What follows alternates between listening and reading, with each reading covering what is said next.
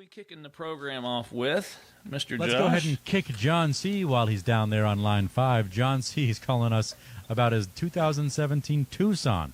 Brake light or nay? Go ahead, John. Hi, good afternoon. I've had this Tucson. It has an intermittent brake light out warning on the dash. A couple years ago, I had a similar problem, and they said they replaced part of the wiring harness or the socket.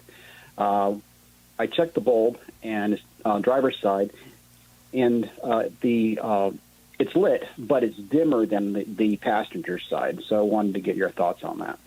Usually, John, when you have a bulb that isn't as bright as it should be, it's usually either one of two things. Either there's a bad connection or a weak ground. And a ground can be, well, it could be as simple as a ground going to the body. But then again, sometimes they have a lighting control module in the vehicle. And what it does is it will ground out the bulbs whenever you apply the brakes or whatever. And if it's got a control module, then my guess would probably be that might be what you're dealing with. Now, when to be replacing sockets, bulb sockets on a 2017 vehicle, that's a little bit, unusual. I mean, it's something that you would see maybe more on a 15 or 20-year-old vehicle as opposed to one that's, 4 or 5 years old, like in your case.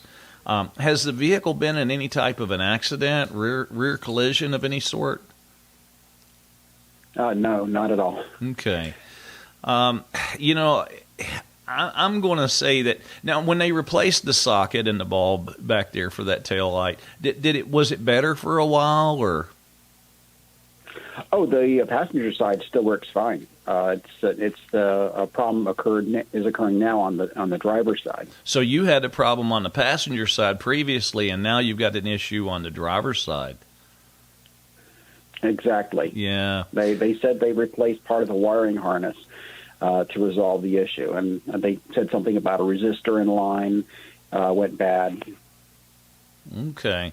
Well, you may be dealing with the exact same thing. Do you know if they replaced the whole taillight assembly when they had this issue?